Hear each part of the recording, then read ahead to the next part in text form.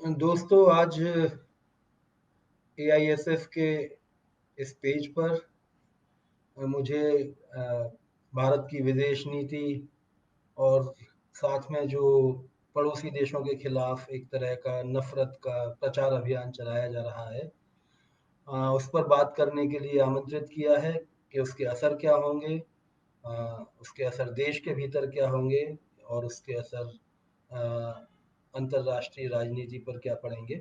हम इसके बारे में आज थोड़ी बहुत बातचीत करने के लिए यहाँ इकट्ठा हुए हैं।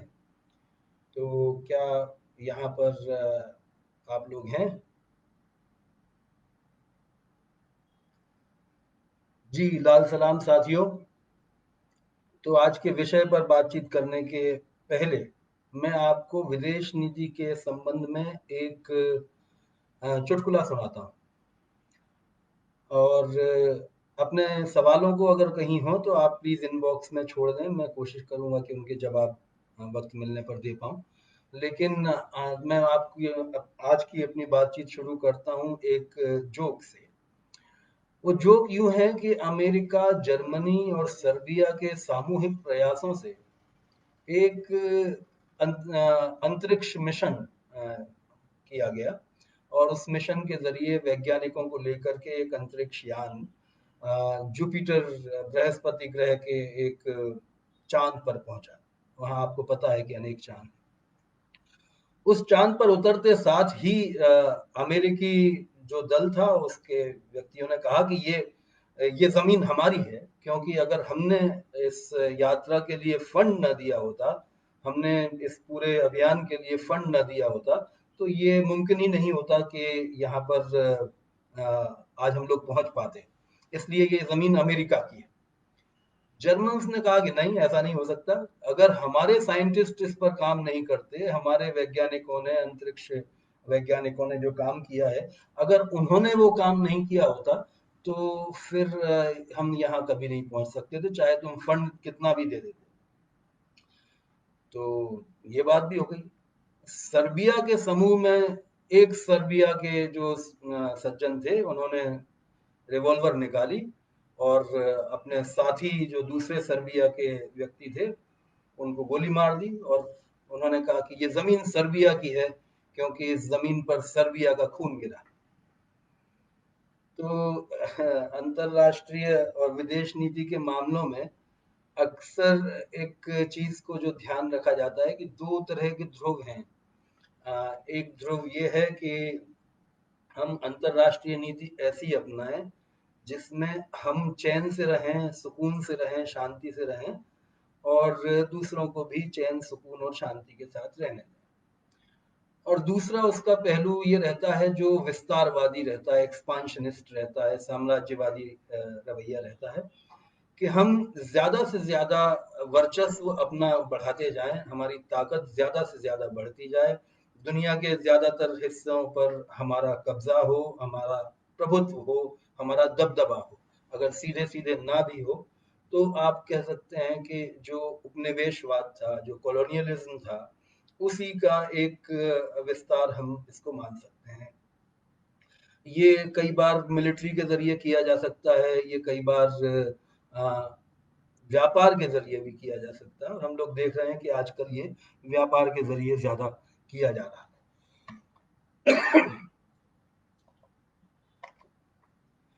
अभी लॉकडाउन होने के कुछ महीनों पहले ही दिल्ली में एक मीटिंग हुई थी जिसमें हम लोगों ने फिलिस्तीन के ऊपर बात की थी और फिलिस्तीन के मामले में भारत की विदेश नीति का बदलता रुख, क्योंकि फिलिस्तीन में यूनाइटेड नेशंस के भीतर हम लोगों की पोजीशन हमेशा फिलिस्तीन के पक्ष में रही है, इसराइल के साथ नहीं रही। लेकिन पिछले कुछ 2 दशकों के भीतर, खास तौर से मनमोहन सिंह जी की सरकार के बाद से ज्यादा हमारे जो संबंध हैं वो इसराइल के साथ ज्यादा बढ़ते जा रहे हैं और हम फिलिस्तीन के प्रति जो रवैया अपनाते थे वो कम हो गया है। तो उस पर से मीटिंग हुई थी और फिलिस्तीन के एक संस्था को काम करने से रोक दिया गया था और यूनाइटेड नेशंस में इसके उस संस्था को रोक देने के पक्ष में, यानी इजराइल के साथ खड़े होकर और फिलिस्तीन के खिलाफ भारत ने अपना वोट दिया था, पहली मर्तबा ऐसा हुआ था। तो उस वक्त हमारे जो कम्युनिस्ट पार्टी के पूर्व महासचिव और मौजूदा महासचिव कॉमरेड सुधाकर रेड्डी और कॉमरेड डी राजा दोनों लोग मौजूद थे, और उन दोनों ने एक बात कही थी जो दरअसल एक कुंजी है विदेश नीति को समझने की। उन्होंने कहा था कि किसी भी देश की विदेश नीति उसकी घरेलू नीति का ही विस्तार होती है, एक तरह से रिफ्लेक्शन होती है। अगर आप देश के भीतर अपने लोगों के साथ में एक तरह का बर्ताव करते हैं, तो ऐसा नहीं हो सकता कि आप बहुत दूसरी तरह का बर्ताव दूसरे देशों के साथ में कर रहे हैं।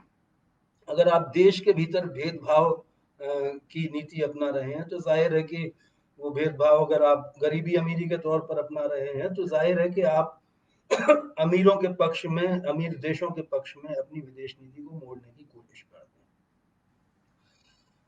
हैं। तो मैं यहाँ से शुरू करूंगा अपनी बात को, मैं 3-4 हिस्सों में रखूंगा, और मैं उम्मीद करता हूँ कि आधे पौन घंटे में हम लोग इस बातचीत को समाप्त कर लेंगे। तो मैं ये यहाँ से शुरू करना चाहता हूँ कि एक तो ये कि विदेश और देश होता क्या, इसके बारे में बहुत संक्षिप्त में कुछ बुनियादी बातें करते हुए, और फिर उसके बाद में मैं अपनी बात रखूंगा कि जो हमारे देश की विदेश नीति, जो आज़ादी के बाद में हम एक देश बने और हमारे देश की विदेश नीति बनी, उसके भीतर शिफ्ट आना, उसके भीतर बदलाव आना कब शुरू हुआ। और फिर तीसरी मैं रखूंगा कि जब हमने पूरी तरह से ग्लोबलाइजेशन के भीतर दाखिल कर लिया अपने देश को, तब हमारे देश की विदेश नीति के भीतर क्या क्या परिवर्तन आए। और चौथी और आखिरी हिस्से में मैं ये बात रखना चाहूंगा कि जो परिवर्तन आए हैं वो निश्चित रूप से हम सब जानते हैं कि नकारात्मक परिवर्तन है। तो उन नकारात्मक परिवर्तनों को खारिज करने के लिए, अपनी विदेश नीति को सही करने के लिए, अपनी विदेश नीति को शांति, अमन और लोगों की जनपक्षीय बनाने के लिए हमें क्या करने की जरूरत है। ये 4 हिस्सों में मैं संक्षेप में अपनी बात रखने की कोशिश करूंगा। तो सबसे पहले मैं आपको ये बताना चाहता हूँ कि हम जिस देश और विदेश की बात करते हैं वो कैसे बनते हैं, यानी ये जो रेखाएं खिंचती हैं जिनके आधार पर कोई हम ये कहते हैं कि ये देश हो गया, वो क्या आधार हैं, वो क्या वाकई उनका कोई तार्किक आधार है क्या। इसका सबसे अच्छा उदाहरण मैं आपको देना चाहता हूँ रेड क्लिफ लाइन का।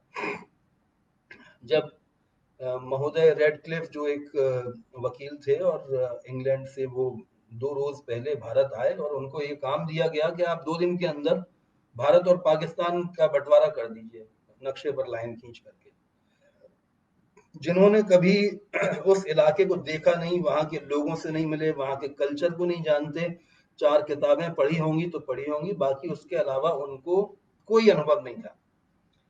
तो हमारे कॉलोनियल मास्टर्स ने, हमारे उपनिवेश के जो जो हमारे आका थे अंग्रेज लोग, उन्होंने जब भारत को या किसी भी मुल्क को छोड़ा तो मन मर्जी से वहां विभाजन कर दिए। ये कोई बहुत गंभीरता से सोच समझ करके किए गए ऐसे विभाजन नहीं थे, जैसे कोई घर का बुजुर्ग अपना वसीयत छोड़ करके जाता है कि भाई ये अगर ये कमजोर है तो इसको इसका जीवन चलाने के लिए ये मदद मिले, ऐसा कुछ भी नहीं था।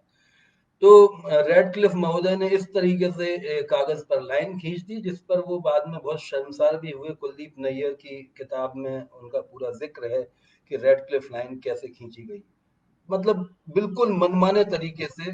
तो रेड क्लिफ महोदय ने इस तरह से लाइन खींची, और इसी तरह से लगभग लगभग समझ लीजिए कि आप सोचिए कि पाकिस्तान का एक हिस्सा, ईस्ट पाकिस्तान, आपने जो आज बांग्लादेश है वहां पर कर दिया, बीच में फिर इतना बड़ा भारत है, फिर उसके बाद इधर आपका दूसरा पाकिस्तान। इस तरह के जो डिविजन्स थे जिनका कि कोई लॉजिक नहीं था, कोई रीजनिंग नहीं थी, जिससे लोगों की परेशानियों को कतई कम होने में कोई गुंजाइश नहीं मिलती, बल्कि वो लोगों की परेशानियों को बढ़ाने वाले विभाजन थे। और मजे की बात यह है कि इन्हीं लाइंस के बेसिस पर राष्ट्रवाद बनता है। मतलब ये जो मनमर्जी से खींची गई रेखाएं थी, अब हम आजकल देख ही रहे हैं कि line of actual control China के साथ में हम लोगों का जो विवाद है, जिसकी वजह से मेरे ख्याल से आज ये विषय रखा भी गया है कि जो भारत का विवाद चीन की लाइन ऑफ एक्चुअल कंट्रोल के साथ में है, जिस पर विवादास्पद तरीके के बयान सरकार की, भारत सरकार की तरफ से भी आ रहे हैं, और चीन की सरकार की ओर से भी इस तरह के बयान आ रहे हैं कि आप लोग अपने आप को काबू में रखिए। अगर आप बायकॉट चीन ज़्यादा करेंगे तो आपके लिए नुकसानदेह होगा। ये उन्होंने अपने कहा है, उनके प्रवक्ता।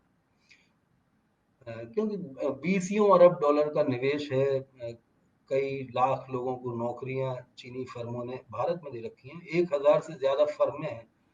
तो मतलब लाइन के अलावा हमारे संबंध जो हैं वो व्यापार से और दूसरी तरह के जो हमारे सांस्कृतिक संबंध होते हैं उनसे चलते हैं। केवल एक लाइन के आधार पर और केवल मिलिट्री रिलेशंस के बेसिस पर विदेश के साथ हमारे संबंध नहीं रहते। तो ये है कि ये इस तरह की जो लाइंस खींची गई हम लोगों की, मैं खासतौर से भारत के संदर्भ में कह रहा हूँ या भारतीय उपमहाद्वीप के संदर्भ में, जो जो विदेश अंग्रेजों के कब्जे में रहा, तो ऐसी लाइंस को जब आपने खींच दिया, उन लाइंस को लेकर के हमने राष्ट्रवाद का एक बड़ा तूमार खड़ा किया। ठीक है, लोग कहते हैं, मतलब बड़े लोग कहते हैं, यानी प्रभात पटनायक जैसे लोग कहते हैं कि नेशनलिज्म का एक नेहरूवियन एरा जो था, नेहरू युगीन राष्ट्रवाद जो था, वो एक पॉजिटिव किस्म का राष्ट्रवाद था, वो एक अच्छे तरफ बढ़ने वाला राष्ट्रवाद था।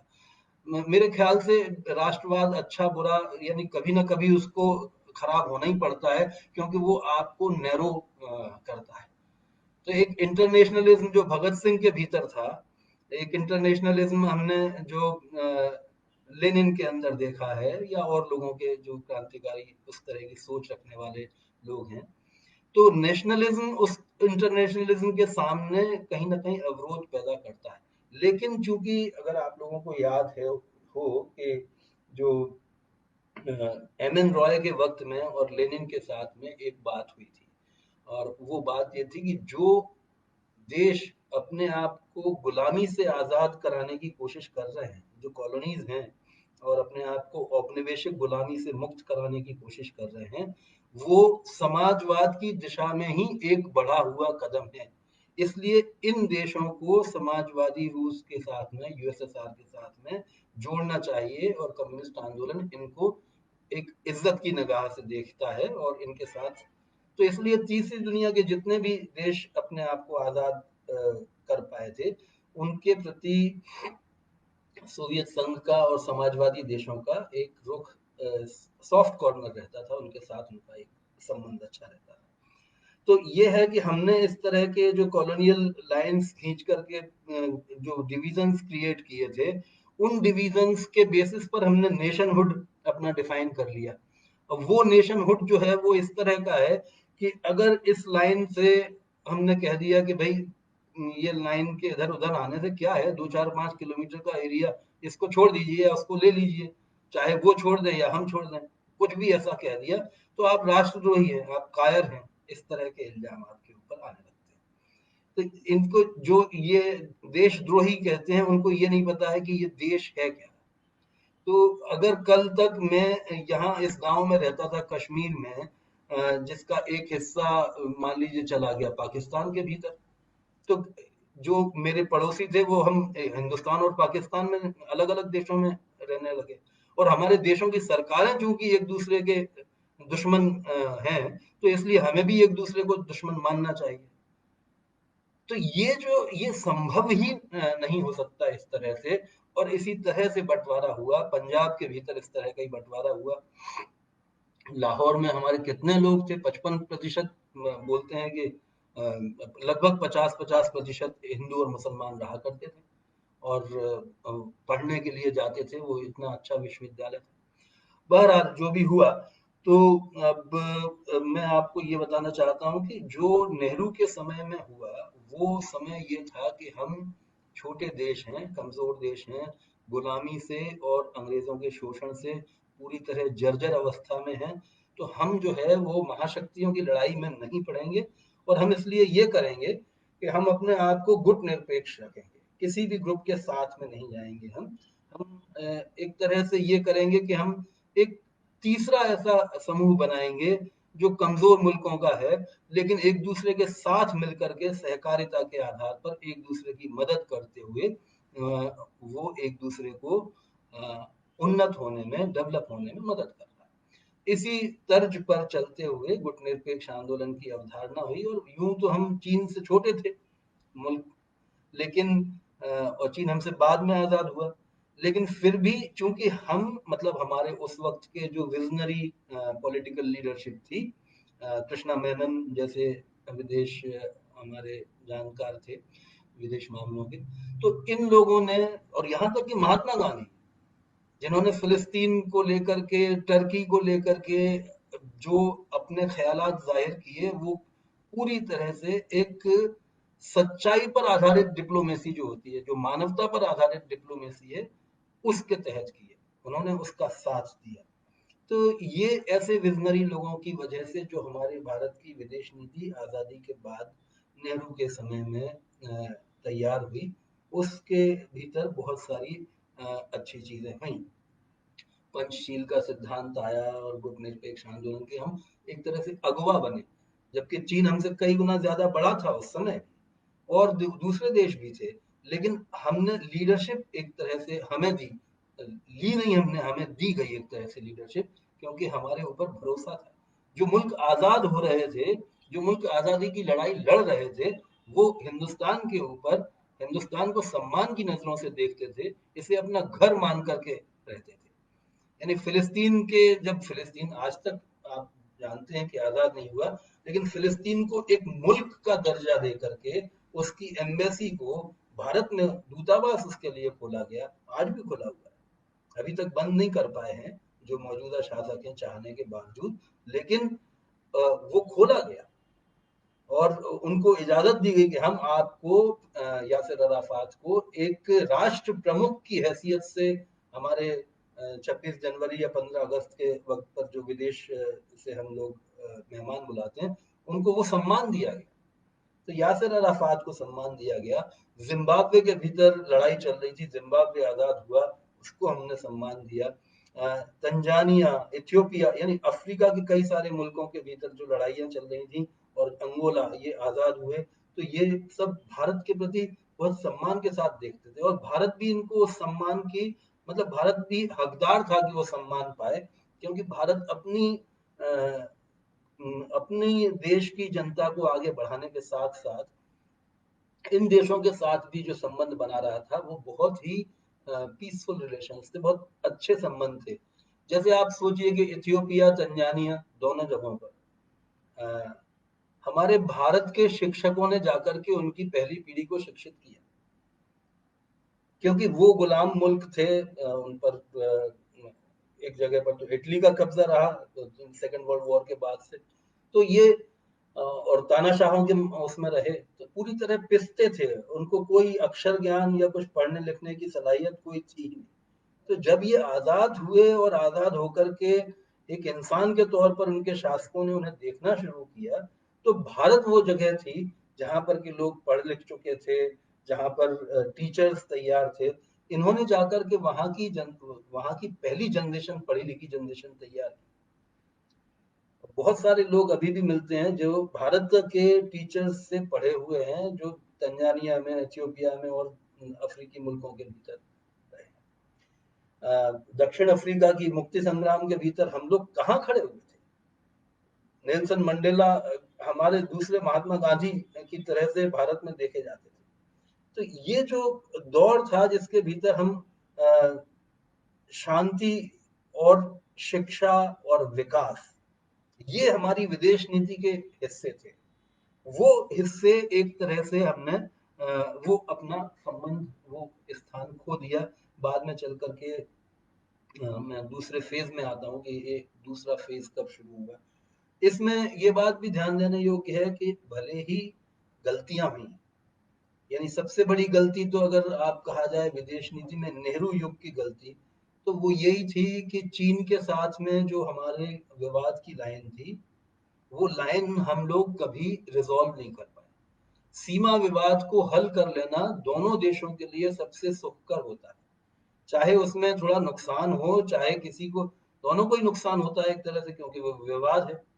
लेकिन जब आप हल कर लेते हैं तो वो शांति होती है। अभी आप जैसे इतने बड़े एरिया के भीतर अपनी फौजें लगाए हुए हैं, जहां पर एक एक मतलब अन्न का दाना नहीं पैदा होता है, वहां रात दिन लोग लगे हुए हैं, जब बर्फ पड़ती रहती है वहां हम सेना लगाते हैं, हमारे जवान वहां पर हैं, उनके देशों के जवान भी वहां पर मौजूद हैं। तो दोनों देश वो नुकसान वहां पर कर रहे हैं, उसके बजाय किसी तरह से अगर इसका डिवीजन पीसफुल रिजोल्यूशन हो जाता है, तो हमेशा इसी बात नहीं कर रहा हूँ, चीन की ही बात नहीं कर रहा हूँ, हर जगह की बात कर रहा हूँ कि जब भी इसका पीसफुल रिजोल्यूशन हो जाता है तो फिर आप दूसरी चीजों पर फोकस कर सकते हैं। तब आप वहां पर ये वैज्ञानिक ये कोशिशें कर सकते हैं कि इस बंजर जमीन पर कैसे क्या चीज उपजाई जा सकती है, यहाँ पर किस तरह का हम उपयोग कर सकते हैं, कैसे इन जगहों को इंसानियत के पक्ष में इस्तेमाल किया जा सकता है। तो ये सभी चीजें मतलब इस चीज पर निर्भर करती हैं कि हम उसको करना क्या चाहते हैं।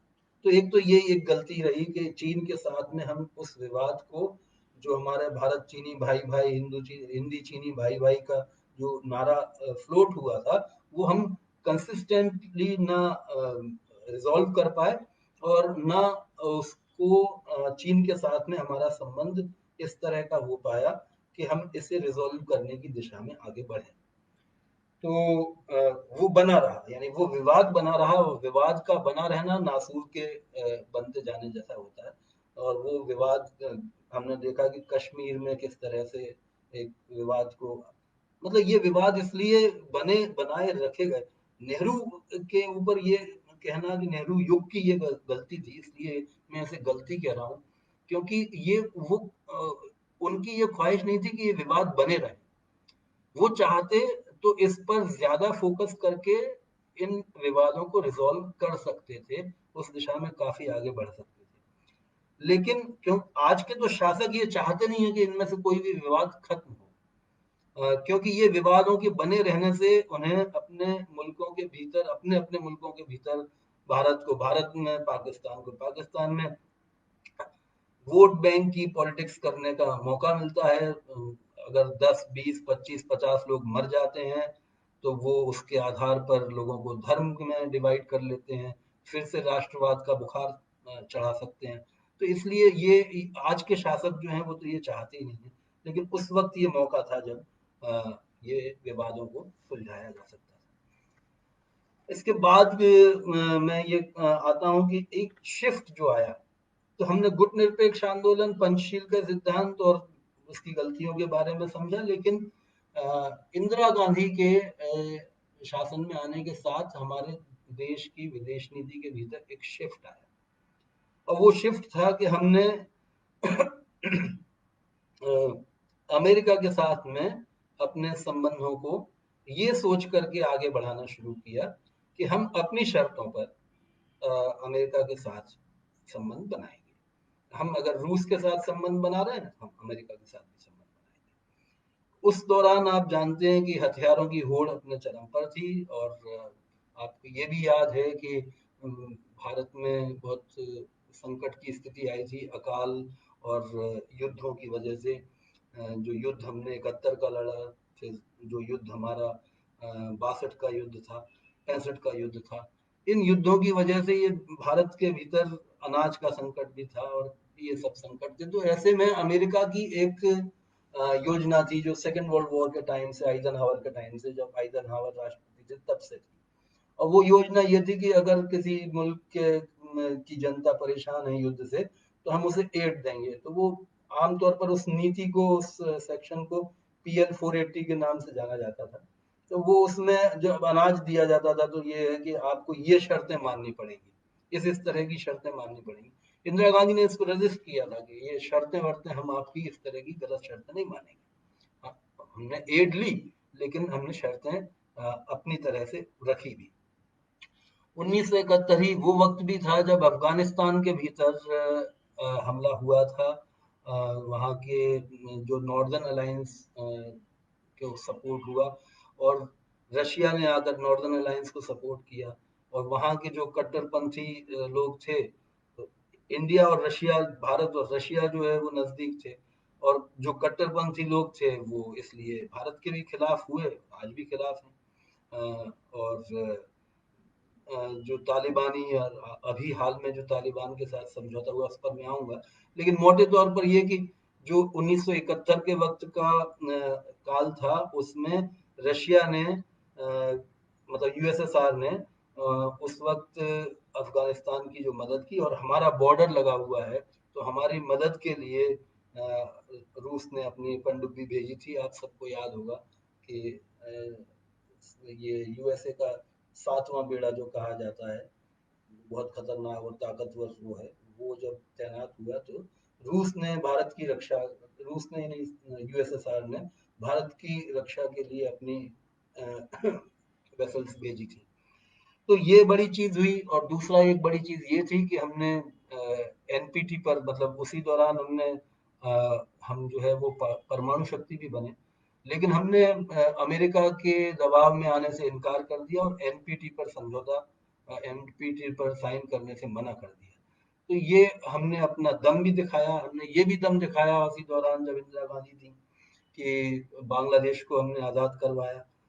ये भी किया गया, जो चीज मैं पहले कह रहा था कि नेहरू के वक्त में जिसमें ढिलाई बढ़ती गई, और शायद उनको उतना वक्त भी नहीं मिल पाया, क्योंकि 62 में तो युद्ध ही हुआ था, लड़ाई हुई थी चीन के साथ, और 64 में नेहरू जी नहीं रहे। लेकिन जो मतलब कहिए कि जो छूटा हुआ काम था, उसको इंदिरा गांधी के दौर में पूरा करने की कोशिश है। यानी ये पहली मर्तबा हुआ कि पाकिस्तान में जिया उल हक उन दिनों में वहाँ के शासक थे, तो इंदिरा गांधी ने बॉर्डर डिस्प्यूट को सॉल्व करने के लिए दो द्विपक्षीय वार्ता करने के लिए चिट्ठी लिखी जिया उल हक को। उसी तरह से चीन के साथ उन्होंने अपने संबंधों को पुनर्नवा करने की, फिर से नया करने की कोशिश की।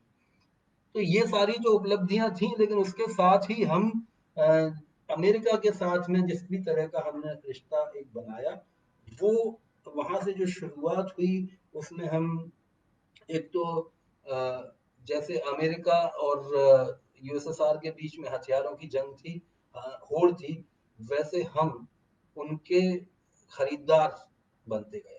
उसी दौरान हमने मिराज खरीदे, जैसे ही पाकिस्तान को अमेरिका ने F-16 दिए, हमने उतने ही मिराज यूएसएसआर से खरीद लिए। तो यानी एक एशिया के भीतर हम भी हथियारों की होड़ के भीतर शामिल हो गए, which was a wrong thing. और न्यूक्लियर को लेकर के, न्यूक्लियर बॉम्ब को लेकर के हम लोगों ने तो हमेशा विरोध किया है, क्योंकि बॉम्ब कहीं पर भी हो वो सबके लिए खतरनाक है। Nuclear bomb is not like fire cracker, कि आपने जो है वो केवल दूसरे पर फेंका तो उसी को लगेगा। आप इसका इस्तेमाल करेंगे तो आप धरती के एक हिस्से को मिटा देंगे, खुद सहित। तो इसलिए ये न्यूक्लियर होड़ में शामिल होना, it was wrong thing. It also affected our foreign policy. फिर जो मामला होता है वो हम जानते हैं कि मतलब 1990 के बाद, यानी जो पोस्ट ग्लोबलाइजेशन एरा, जहां पर कि हमने एक तरह से दुनिया को एक मंडी, जो लोग मानते थे उनकी तरह हमने भी मान लिया कि ये दुनिया एक मंडी है, और इसमें हमें कंपटीशन में जाना है। तो कोऑपरेशन से हमारा पूरा शिफ्ट जो है, जो ट्रेड का है, वो पीस से हम ट्रेड पर शिफ्ट हो गए। और ट्रेड में भी जो मतलब कट थ्रोट कंपटीशन रहता, गला काट प्रतिस्पर्धा, उस तरह की हाल में हम शामिल हो गए। तो हमें उस तरह से आगे बढ़ना, तो म्यूचुअल पीस और डेवलपमेंट से हमारा जो शिफ्ट था, फॉरेन पॉलिसी का जो मरकज था, जो केंद्र था, जो आधार था, वो शिफ्ट होकर के ट्रेड पर हो गया। अब इसके दौरान आपको सब पता है कि हमने धीरे धीरे करके अपने आसपास के सब देशों से रिश्ते खराब कर दिए, और केवल आसपास के ही नहीं, हमारे ट्रेडिशनल अलाइज जो दुनिया के दूसरे हिस्सों में भी थे, दूर भी थे, लेकिन जो हमारे बहुत बड़े मददगार थे, उनके साथ भी हमने अपने रिश्ते खराब कर दिए। जैसे हम ईरान के साथ में, हमें ईरान से बहुत बड़ा सपोर्ट था वेस्ट एशिया में। जो हम वेस्ट एशिया यानी जिसको मिडिल ईस्ट कहते हैं कई लोग, और हम वेस्ट एशिया कहें उसको तो बेहतर होगा। तो वेस्ट एशिया से हमको जो हमारे ट्रेडिशनल सहयोगी थे, ईरान था। हमें बहुत सारा वहाँ से ऑयल, पेट्रोलियम, ये सब चीज़ें हासिल होती थी। उसको हमने खफा कर लिया, क्योंकि हमने यूएस के साथ में, अमेरिका के साथ में 2005 में एक ट्रीटी साइन की, इंडो यूएस न्यूक्लियर डील, अगर आप लोगों को याद हो, 123 डील भी कही जाती थी वो। उसमें यह था कि आप ईरान के साथ में कोई संबंध नहीं रखेंगे, क्योंकि ईरान को अमेरिका एक्सिस ऑफ ईविल का हिस्सा मानता है, शैतान की धुरी का हिस्सा मानता है। तो इसलिए अमेरिका की इस शर्त को हम मानते हुए ईरान से तेल नहीं ले सकते, जबकि ईरान हमें बहुत सस्ता तेल, मतलब सस्ते दामों पर तेल उपलब्ध करा रहा था अन्य जगहों की तुलना में। इसी तरह हमने हाल में वेनेजुएला के साथ में अपने संबंध खराब कर लिया, क्योंकि वेनेजुएला दुनिया का सबसे बड़ा तेल भंडार वहां पर पाया गया। वेनेजुएला हमें बहुत सस्ती कीमत में तेल उपलब्ध कराने के लिए तैयार था और करा रहा था। लेकिन अमेरिका और वेनेजुएला एक दूसरे से बिल्कुल दुश्मनी है, तो और अमेरिका ने सैंक्शंस किए हुए हैं, और जिस देश के साथ भी वेनेजुएला का व्यापार होगा, उस देश को वो परेशान करेंगे कि हम आपको इस तरह के, आपके ऊपर सैंक्शंस लगा देंगे। तो इस कदर परेशान किया जाता है ये, कि आप जैसे मान लीजिए, अगर आपने दवा भेजी वेनेजुएला को, आपने पेट्रोलियम लिया और आपने उनको दवा भेजी, तो उस देश उनके पोर्ट पर जाने नहीं दिया जाएगा। इंटरनेशनल करेंसी में जब आप उसको ट्रांजैक्शन करने की कोशिश करेंगे, उस बैंक के ऊपर पेनल्टी लगा दी जाएगी, जो बैंक वेनेजुएला को पैसे देगा। मतलब इस तरह के बहुत सारे सैंक्शंस लगाए गए हैं, और हमने जो बेहद जरूरी, यानी तेल आज की दुनिया का एक बहुत बड़ा डेवलपमेंट के लिए जरूरी और रोजमर्रा की जिंदगी के लिए जरूरी चीज है। उसके ना होने पर रेलगाड़ियां चलना और ट्रक चलना, बसें चलना, परिवहन के साधनों का समाप्त होने जैसी स्थिति आ जाती है। तो तेल का आप जो देख भी रहे हैं अभी इधर, जो जबरदस्त तरीके से अभूतपूर्व संकट आया है भारत के भीतर भी, उन सब के पीछे भी ये वजह कहीं ना कहीं जिम्मेदार है। तो इसी तरह से हमने ये, जो आपको याद होगा, इराक के ऊपर 1991 में हमला हुआ था। 1991 में जब इराक पर हमला हुआ, तो उस वक्त चंद्रशेखर प्रधानमंत्री थे, और चंद्रशेखर ने भारत के जमीन को इस्तेमाल करने की इजाजत दी थी, कि अमेरिकी वायुयान जो पैसिफिक से, प्रशांत महासागर से आकर के फिर वेस्ट एशिया में यानी इराक पर हमला करने के लिए जाएंगे, तो उन्हें बीच में तेल भरने की जरूरत होगी। तो तेल भरने के लिए भारत ने अपने आप को ओपन कर दिया था कि आप हमारे पोर्ट से तेल भर लीजिए। ये चंद्रशेखर महोदय ने किया। ठीक इसी तरीके से मेरे ख्याल से 2003 में जब दोबारा इराक पर हमला हुआ था, तब अटल बिहारी वाजपेयी की सरकार थी, और उस वक्त जनसत्ता में कार्टून निकल रहे थे, और उसमें ये आ रहा था लगातार अखबारों में कि हम अपने सैनिकों को, अपने देश के सैनिकों को इराक में सद्दाम हुसैन के खिलाफ जो जंग, झूठी जंग अमेरिका लड़ रहा था, क्योंकि वहां पर से वेपन्स ऑफ मास डिस्ट्रक्शन मिले नहीं। जो इल्जाम था जिसकी वजह से हमला किया गया, वो ये था कि इनने वेपन्स ऑफ मास डिस्ट्रक्शन बना करके रखे हुए, इनके पास न्यूक्लियर आर्म्स हैं। वो खुद अमेरिका के, संयुक्त राष्ट्र संघ के और तमाम सारी एजेंसीज के लोगों ने इराक के चप्पे चप्पे को छान करके ये कहा था, ना अंडरग्राउंड कहीं दबे हुए हैं, और किसी भी तरह से ये WMD, मतलब वेपन ऑफ मास डिस्ट्रक्शन नहीं है यहाँ पर। फिर भी इराक में हमला किया गया, बारूद के ढेर में उसको बदल दिया गया, और उस वक्त ये पूरी तरह अन्यायपूर्ण युद्ध था जो इराक की जनता पर थोपा गया। 5.5 लाख तो बच्चे अकेले मर गए थे दवाइयों के अभाव में, और 88,500 टन बारूद उस वक्त इस्तेमाल हुआ था पहली बार में। ये मैं, दूसरी बार का तो मुझे पता भी नहीं। लेकिन जो ये हुआ, ये सब होने के बाद हम कहाँ खड़े थे, हमारी विदेश नीति क्या कह रही थी? हम ये कह रहे थे कि हमारे सैनिकों को भी ले जाओ आप इराकियों को मारने के लिए। वो निहत्थे इराकी जो डंडे से लड़ाई लड़ रहे थे, जिन पर के आप दूर से बम फेंक रहे थे, मिसाइलें फेंक रहे थे, उनके ऊपर उनके स्कूल, इराक के भीतर दुनिया की सबसे पुरानी, सबसे बड़ी लाइब्रेरी थी, वो तहस नहस कर दी गई। स्कूल, अस्पताल, हर तरह के, मतलब उन्होंने सिविलियन ठिकानों को भी नहीं छोड़ा, जो नागरिक ठिकाने थे। ये नहीं कि दो फौजें लड़ रही थी, एक तरफ से फौज थी और दूसरी तरफ लोग थे जो मर रहे थे। और हमने इस अन्यायपूर्ण युद्ध में अपने सैनिकों को और प्रस्ताव दिया कि आप और इनको भी ले लीजिए। तो ये जो था, या फिर आप राजीव गांधी के वक्त का श्रीलंका में जो हमारे सैनिकों ने, आईपीकेएफ ने जो रोल प्ले किया था, इंडियन पीस कीपिंग फोर्स, वो भी एक शिफ्ट था। तो ये जो शिफ्ट है, ये कोई अकेले मोदी गवर्नमेंट में या केवल बीजेपी की गवर्नमेंट के साथ हुआ हो, ये धीरे धीरे दुनिया के भीतर जिस तरह से बदलाव आ रहे थे और जिस तरह से दुनिया के भीतर एक सिरमौर बनता जा रहा था अमेरिका, उसके साथ में उसका जूनियर पार्टनर बनने की कोशिश में हम लोगों ने सरेंडर कर दिया, मतलब हमारे शासकों ने सरेंडर कर दिया। और ये जो सरेंडर था, ये आत्मसमर्पण जो किया, वो अपने लोगों के भलाई को दांव पर लगाकर किया गया। क्योंकि अमेरिका, रशिया का तो आप फिर भी ये कह सकते हैं कि वो कई तरह की मदद करता था टेक्नोलॉजिकली एडवांस करने में दूसरे देशों को, जैसे हम अपने से छोटे देशों को ये मदद करते थे कि वो पढ़ें, उनके यहाँ पर पढ़ी लिखी जनरेशन पैदा हो, उनके यहाँ पर डेयरी उद्योग लगे, उनके यहाँ पर इस तरह के कोऑपरेटिव्स बने। ये सब हम जैसे मदद करते थे, वैसे यूएसएसआर, ये एक पूरा अलग पैटर्न था। हमने उस पैटर्न से, उस लिंक से अपने आप को, हमने उस चेन से अपने आप को मुक्त कर दिया, और हम जाकर के अमेरिका के जूनियर, हम मतलब भारत के शासक, और वो शासकों में कोई एक दल की बात नहीं कर रहा हूँ कि इस दल के शासक थे या उस दल के, धीरे धीरे इस तरीके से ये शिफ्ट होता गया।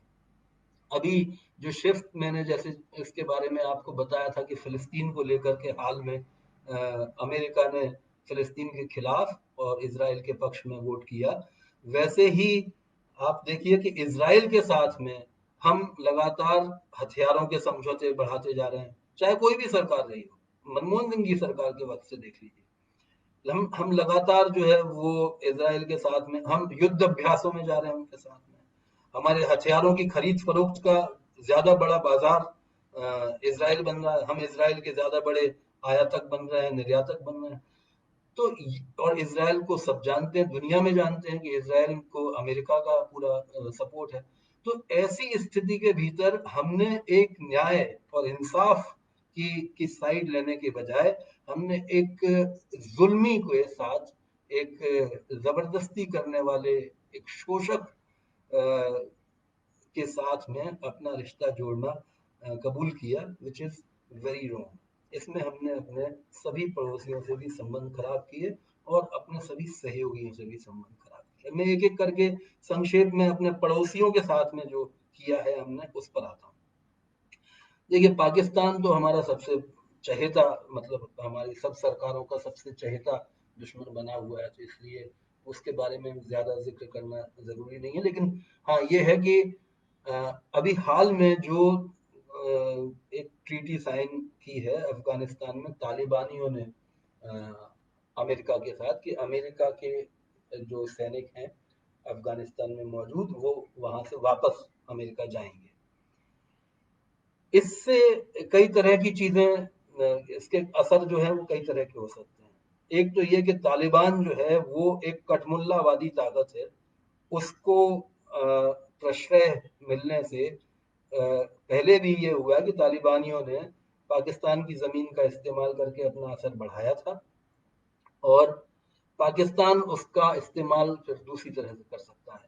तो क्योंकि वहां पर भी कोई ऐसी सरकार नहीं बैठी है जो अमन कायम करने के लिए बहुत तत्पर हो और ये कहे कि हमें तो पूरी तरह अमन में यकीन है। तो ये हालत ये है कि अफगानिस्तान में तालिबानी अब जो है वो बिना किसी जिसको कहते हैं महावत के पास जो रहता है ना, अंकुश, बिना किसी अंकुश के निरंकुश तरीके से वहां पर तालिबानी मौजूद है।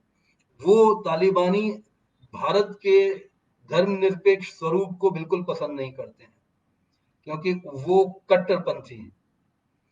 ये बीच में है पाकिस्तान का हिस्सा, तो हम उनके साथ में किस तरह का वो करेंगे। और जबकि Kashmir is on A boiling point, Kashmir को हमने जिस भी तरह से पिछले दिनों हैंडल किया है, और ये कहा गया कि मोदी जी ने समस्या को समाप्त कर दिया, असल में इन्होंने समस्या को इतना ज्यादा गहरा कर दिया कि उसके समाधान की जो संभावनाएं, पीसफुल संभावनाएं हो सकती थी, वो बहुत हम उसमें पिछड़ गए। अब उनका यकीन वापस पाने के लिए कितना श्रम, कितना परिश्रम आने वाले वक्त में करना होगा, कोई कह नहीं सकता। तो ये जो रोल है, ये अफगानिस्तान के साथ में हुआ है। और नेपाल के साथ में हम, मतलब नेपाल जब आजाद हुआ तो नेपाल के भीतर जो कम्युनिस्टों की सत्ता आई, और तो पहली बात तो ये कि भारत सरकार ये दबाव बनाना चाहती थी कि आपके संविधान, जो नया संविधान बन रहा है, उसे हिंदू राष्ट्र ही रहने दो नेपाल को। जबकि वहां के लोगों ने जो क्रांति की, वो उसे धर्मनिरपेक्ष राष्ट्र बनाना चाहते थे। लेकिन यहाँ की जो कठमुल्लावादी जनता है, यहाँ के जो दक्षिणपंथी हिंदू संगठन है, उन्होंने इस तरह का दबाव बनाने की कोशिश की कि नेपाल जो है, तो नेपाल को वैसे भी हम जो है सदियों से जिस तरह से, यानी नेपाल को अगर पशुपतिनाथ को छोड़ दें, जिसकी वजह से यहाँ के बहुत सारे लोग नेपाल जाकर के वहाँ श्रद्धा और सम्मान देते हैं, वहाँ की जमीन पर माथा टेकते हैं। वरना तो आप नेपाल को, नेपाल के लोगों को इस तरह से ट्रीट करते आ रहे हैं कि वो बस जैसे चौकीदार हैं आपके। गोरखा के तौर पर आप सारे नेपालियों को गोरखा मानते हैं। इस तरह का जो सलूक है नेपाल के साथ में भारत का, एक वो सम्मानजनक सलूक नहीं रहा। और अब जो है वो सलूक और ज्यादा बिगड़ गया। वो अब अभी हाल में फिर से एक टेंशन क्रिएट हुआ नेपाल के और भारत के बीच में, जो इंडिया चाइना के ठीक पहले की बात है। तो नेपाल के साथ में संबंध हमारे अच्छे नहीं है, चीन के साथ में हमारे संबंध अच्छे नहीं है, श्रीलंका के साथ हमारे संबंध अच्छे नहीं है। बांग्लादेश के साथ में हमने हमेशा ये किया कि जैसे बांग्लादेश जो है वो, उसको मुक्त करवाया, वो उसकी मुक्ति संग्राम में भारत का एक बड़ी भूमिका थी, जिसकी वजह से अटल बिहारी वाजपेयी ने अपनी विपक्षी पार्टी के नेता, मतलब की नेता इंदिरा गांधी जी को दुर्गा देवी का वो दिया था, ऐसा उनको संबोधन किया था। तो उस बांग्लादेश के साथ तो हमारे संबंध बहुत अच्छे होने चाहिए थे, लेकिन हमारे संबंध कैसे हैं? हमारे संबंध ये है कि हमने जैसे पूरे हिंदुस्तान में ये फैला दिया है कि बांग्लादेशी घुसे हुए हैं, बांग्लादेशी घुसे हुए हैं। और बांग्लादेशी होना एक तरह के अपराध का सा कर्म हो गया है। तो ये भारत के साथ में, बांग्लादेश के साथ में संबंध, अभी उन्होंने, आपने सबने देखा कि ये जब कोविड-19 का मामला नहीं हुआ था, उसके ठीक पहले हम किस चीज में उलझे हुए थे? उसके ठीक पहले हम अपनी नागरिकता साबित करने के लड़ाई में उलझे हुए थे। एनआरसी, सीएए और एनपीआर, इस सब लड़ाई में हम लोग उलझे हुए थे। और उस सब की मूल वजह क्या थी? आसाम से शुरू हुई थी, जो वो भी कांग्रेस के जमाने से शुरू हुई थी, आसाम से शुरू हुई थी कि बांग्लादेशी बहुत सारे घुस आए। वहां की शासक ने तो ये भी कहा, प्रधानमंत्री ने, कि अच्छा ठीक है, आप लिस्ट बना लीजिए, हम सबको वापस ले जाएंगे। लेकिन आप लिस्ट तो बना लीजिए, लिस्ट बन सकती है क्या? तो ये जो हालत है, एक राज्य में जो आप काम नहीं कर सकते, तो उसको आप पूरे देश में करने के लिए तैयार थे। और उसके बाद में उसे छिपाने के लिए आपने कश्मीर का एक ये कर दिया।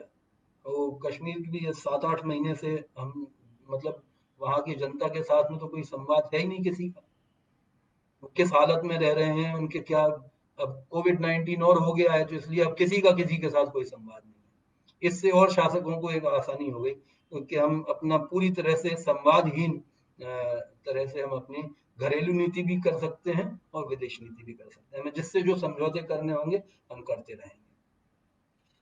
तो म्यांमार, म्यांमार के भीतर आप वो घर में घुस करके मारा है और उनने यहाँ पर घुस करके मारा, हम कैसे संबंध बना रहे हैं?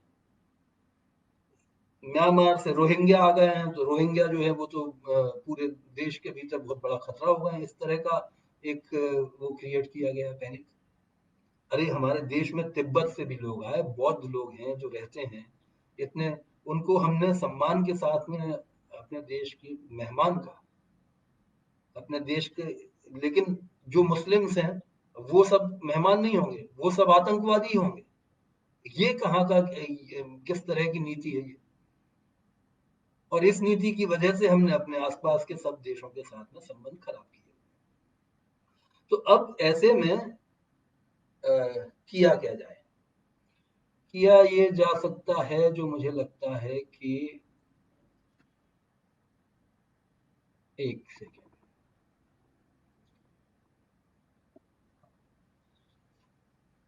किया ये जाना चाहिए, क्योंकि जब मैं बात कर रहा हूं कि हमने क्या कर लिया, हमने बिगाड़ दिया, हमने अच्छा किया, हमने इस देश के लोगों के साथ संबंध खराब कर लिए, तो मैं कह रहा हूं हम जनता नहीं, हम यानी हमारे देश के शासक आज की स्थिति में जो युद्ध की तरफ हमारे ध्यान को भटकाने की कोशिश की जा रही है, वो युद्ध आत्मघाती होगा। ये लोग जानने वाले सब, जो कुछ भी, जो दिमाग से थोड़ा सा भी सोचते हैं और केवल डंडा लेकर के, राष्ट्रवाद का डंडा लेकर के नहीं निकल पड़ते हैं, वो सब जानते हैं कि चीन के साथ में इकोनॉमिक लेवल पर और साथ में मिलिट्री लेवल पर, दोनों ही स्थितियों में 1962 में हमारी स्थिति कमजोर थी, और हमारे देश की हार हुई, हमें नुकसान झेलना पड़ा। अब जो है वो आपको ये लगता है कि अब हम पहले वाले भारत नहीं है। हमारे देश के शासक ये कहने की कोशिश कर रहे हैं अपने हजार मुंहों से कि हम जो है वो अब पहले वाला भारत नहीं है, अब हम देख लेंगे, निपट लेंगे। तो ये भी ख्याल रखना चाहिए कि चीन भी पहले वाला चीन नहीं है। उस वक्त भारत की और चीन की जो स्थिति थी, उससे 5 गुना ज्यादा बड़ा गैप आज भारत और चीन के भीतर है। 5 गुना ज्यादा बड़ी आर्थिक महाशक्ति है भारत से, और 5 गुना ज्यादा मिलिट्री माइट है उसके पास, ताकत है। एक गैप, बड़ा गैप है। तो कोई भी देश, केवल इसलिए नहीं कि हम छोटे देश हैं और वो बड़ा देश है, वो हमसे ज्यादा सही होता तो लड़ भी लेते। किसी सही काम के लिए हम मुट्ठी भर होकर के भी लड़े तो एक बात समझ में आती है। लेकिन जो सही काम नहीं है, जो जो आप स्पष्ट ही नहीं कर पा रहे हैं, ऐसी स्थिति में जो आपके देश के प्रधानमंत्री कोई स्पष्ट जवाब नहीं दे पा रहे हैं कि वो जमीन पर झगड़ा हुआ तो कैसे हुआ, वो है हमारी कि नहीं है, हमारे सैनिक वहां गए कि उनके सैनिक यहाँ आए, इन सवालों पर अभी तक कोई क्लैरिटी नहीं है। तो हम देश की पूरी 130 करोड़ की आबादी को संकट में डाल दें, जो पहले ही संकट में है कोविड-19 की वजह से, उसको हम एक युद्ध के मुकाम पर ला करके खड़ा कर दें। प्रोडक्शन ठप है, आपकी इकोनॉमी, पूरा मार्केट ठप है। और ऐसी स्थिति में हम जो जिस नीति को अपना रहे हैं, वो नीति हमें हरगिज हरगिज हरगिज अमन चैन के साथ में वापस अपनी खुशहाल जिंदगी की तरफ लौटने की कोई मौका मुहैया नहीं कराती। हालांकि पहले भी बहुत खुशहाल जिंदगी नहीं थी, 90% लोगों की तो पहले भी नहीं थी, लेकिन अभी जितनी ज्यादा खराब है उससे तो बेहतर थी। हम उस स्थिति में भी वापस नहीं लौट सकते। तो मैं ये सोचता हूं कि भारत की विदेश नीति दो तरह से बन सकती है। एक तो ये है कि भारत के शासकों की विदेश नीति क्या है, वो जाहिर है, जैसा मैंने शुरुआत में अपनी बात में कहा था, वो भारत के शासकों की विदेश नीति भारत के शासकों की जो घरेलू नीति है, उसी का रिफ्लेक्शन। हम देश के भीतर अल्पसंख्यकों के साथ में, दलितों के साथ में, मजदूरों के साथ में किस तरह से पेश आते हैं, ठीक वैसे ही हम अपनी विदेश नीति के भीतर भी कर रहे हैं। तो भारत के शासकों की विदेश नीति और उनकी घरेलू नीति के सामने भारत के लोगों की विदेश नीति की बात हमें करनी होगी। वो जो आंदोलन के रूप में नॉन अलाइंड मूवमेंट शुरू हुआ था, गुट निरपेक्ष आंदोलन, वो केवल शासकों के द्वारा किया गया आंदोलन नहीं था। शासकों ने इनिशिएटिव लिया, लेकिन लोगों का पार्टिसिपेशन उसके भीतर था। और हम आज शासकों की गैरमौजूदगी में ये इस बात पर विचार करना चाहिए कि हम लोग जो है पीपल टू पीपल कांटेक्ट, वो इन देशों के भीतर लोगों का कैसे हो सकता है। How can we educate our young people, our entire population, that this pseudo nationalism is a danger for you and your coming generations. We should try to teach them this. We must try. And if we try, then there should be a movement. एक proper movement की शक्ल में आज जरूरत है कि piece movement, international piece movement के हम हिस्से बने.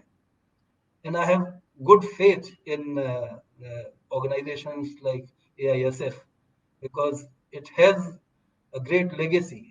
ये इन सब चीजों के पार्ट यहीं से ही निकले जो इन जैसे ऑर्गेनाइजेशंस के हिस्से हैं. I'm very fortunate that you have provided me this platform, India's first student organization, and still very lively. And I think that I must stop here. Uh, तो मेरी ये उम्मीद है आप सबसे, और मैं उस उम्मीद में दूर से बैठ करके उम्मीद करने का काम नहीं करूंगा, मैं आपके साथ शरीक होऊंगा.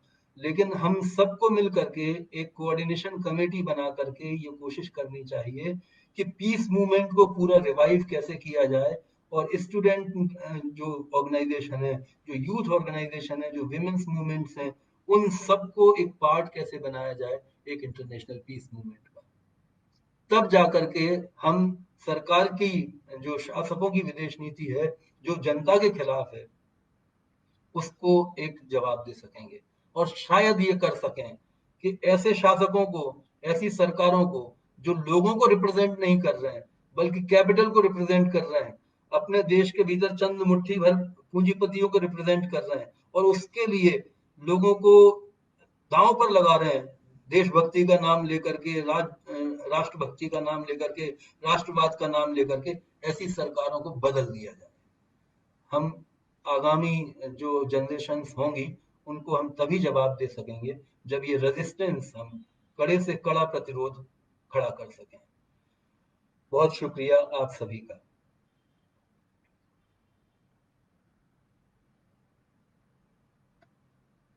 कोई सवाल?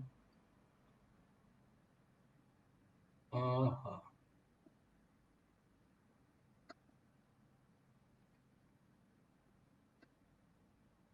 जी. जब पूरा विश्व कोविड-19 से ग्रस्त है और उससे निपटने की कोशिश में लगा है, तब इस नाजुक समय में भारत अपने पड़ोसी देश और ऐसे देश जिस पर हमारी व्यापार एवं बाजार व्यवस्था काफी हद तक निर्भर है, उससे युद्ध का जो एक तरह का नाटक रचकर पूरे देश की जनता को बरगला गया है. क्या उसका कारण देश की आर्थिक जीडीपी? ये एकमात्र कारण नहीं हो सकता, लेकिन ये तो है ही कि जब आप किसी एक मोर्चे पर असफल होते हैं, आप मतलब शासक के तौर पर, तो आप उसे, ये ये तो नेहरू ने खुद माना था कि ये मुझसे गलती हुई, संसद में माना था. लेकिन वो नेहरू थे, उनके भीतर इतनी ईमानदारी थी, इतना नैतिक साहस था कि अपनी गलती को भी वो वैश्विक नेता मान सकता था. आज के ये लोग जो आज के शासक हैं, वो ये क्या आप उनसे उम्मीद कर सकते हैं कि ये अपनी किसी गलती को मानेंगे? ये अपनी पीठ थपथपाने के अलावा और अपना अपने साथ ये कहावतें जोड़ने के अलावा, ये 56 इंच का सीना है, और हम तो सारे देशों की यात्राएं कर करके हम सारे देशों पर अपना हाउडी मोदी, राउडी मोदी और ये सब करवा रहे हैं, स्पॉन्सर्ड प्रोग्राम्स करवा रहे हैं अपने लिए. इनके भीतर इतना नैतिक साहस है क्या कि ये माने कि हाँ, हमसे गलती हुई, एनआरसी के मामले पर गलती हुई, हमसे नोटबंदी के मामले में गलती हुई, हमसे जीएसटी के मामले में हमने गलत किया, एक के बाद एक हमने जो किया वो इन्होंने क्या कहते हैं कि दुविधाओं की, विपदाओं की, ये कोविड-19 तो अभी आया है, ये अंतरराष्ट्रीय हो गया. बाकी भारत के जनता जो है कोविड-19 से लड़ने के लिए मोदी जी की सरकार आने के साथ ही तैयार हो गई थी। इसलिए क्योंकि ये इन्होंने विपदाओं की तोप चला रखी थी, एक के बाद एक, एक के बाद एक, एक के बाद एक, लगातार आम इंसान को किसी न किसी तरह से परेशान करने का नए से नया तरीका ढूंढना, और उसके बाद लोगों के दिमागों की तर्क शक्ति को कुंद करना, ताकि आप सवाल पूछें नहीं। और फिर जो सवाल पूछने वाले अपने दिमाग को बचा करके रखे हैं, आपके हमारे जैसे लोग, उनको कहीं भीमा कोरे गांव में फंसा देना, कहीं उनको जामिया के भीतर फंसा देना, स्टूडेंट मूवमेंट को क्रश करना, होनहार विद्यार्थियों को, रोहित वेमुला जैसे विद्यार्थियों को आत्महत्या पर मजबूर कर दें। ये सब जो काम है, ये सब काम में ये सरकार निपुण है, सिद्धहस्त है, और इसलिए मैं समझता हूं कि ऐसी सरकार को तो बहुत जल्दी विदा करने की जरूरत है, और वो विदा करने के डेमोक्रेटिक मीन्स अपना करके हमें लोगों को जागरूक करना चाहिए कि ये जो सरकार है, ये सरकार जन विरोधी सरकार है, ये युवा विरोधी सरकार है, ये स्त्री विरोधी सरकार है, ये स्टूडेंट्स के खिलाफ है, ये हर तरह से हर मोर्चे पर नाकाम सरकार है। ये अगर किसी की है तो केवल पूंजीपतियों की है।